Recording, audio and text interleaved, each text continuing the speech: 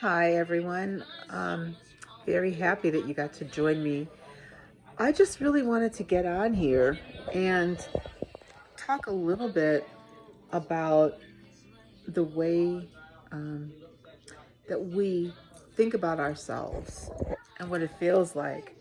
If you hear any music in the background, I have no rights to it. There's just certain songs that I like.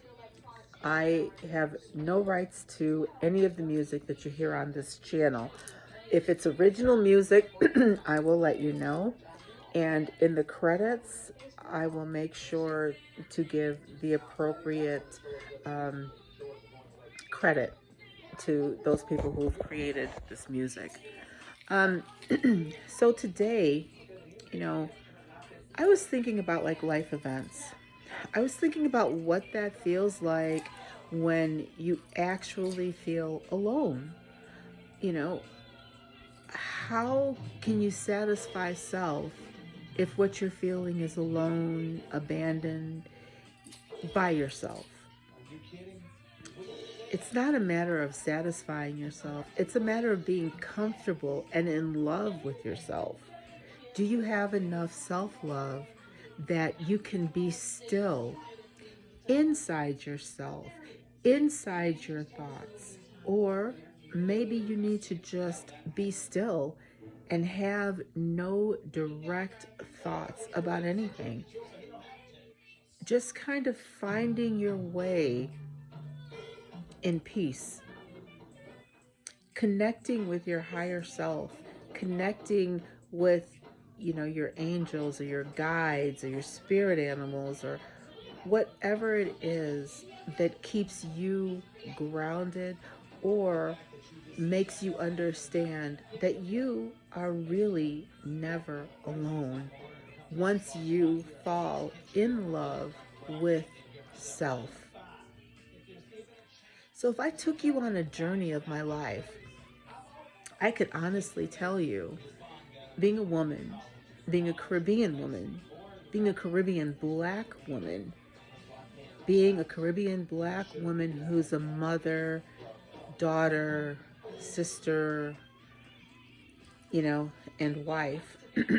At this time when we're talking, I am still married. Um, but that's a whole nother discussion unto itself. So even if we took away the role as wife, we are still wearing so many hats. So you don't have to be in the same categories as me. You just have to be human, living in the 3D with every single thing that gets thrown at you. There are points that you think to yourself, I am not happy. And then you give examples or reasons or people or situations that make you think that you're unhappy or that they actually have something to do with your happiness. No one has anything to do with your happiness. I can tell you that personally because everyone sees what's on the outside. They don't see the work that you put in to living your 3D life. They don't understand the heartaches that you might be going through. And just because you don't telegraph that to the world doesn't mean you're not going through the situation. Because we all have situations to go through. It's how we look at it.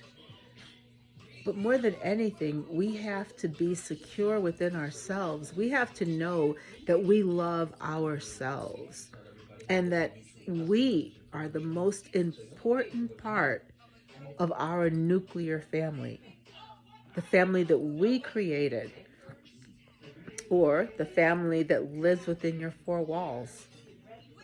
No matter who it is or what it is or whatever the relationships are, it doesn't matter because when it all comes down to it, you have to think to yourself, you know,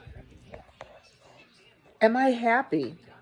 Am I happy with myself? Am I happy with other people? Am I happy in my situation? Is my 3D struggles,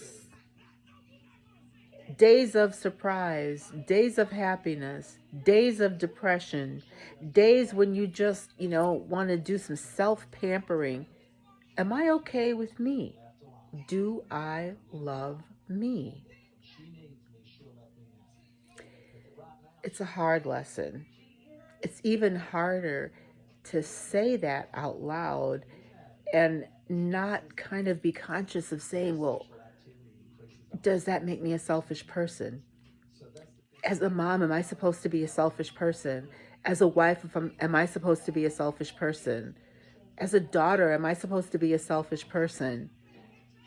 The answer to that, whatever the role is, the end result is, does that make me a selfish person? I'm here to tell you it doesn't. Because more times than not, we are so preoccupied with our responsibilities and other people that make up our family or our situation that we neglect ourselves. And then by the time everybody is gone, you know, by the time your life has yet again reached another level, might be empty nesting, you might be divorced, you might be, um, I don't know, moving somewhere by yourself. You might be a widow or a widower, but you find yourself again standing alone. Do you know yourself? Have you taken enough time out of however many hours there are in a year, in a day, in a week, in a month, to show yourself some love, to be a little selfish to yourself?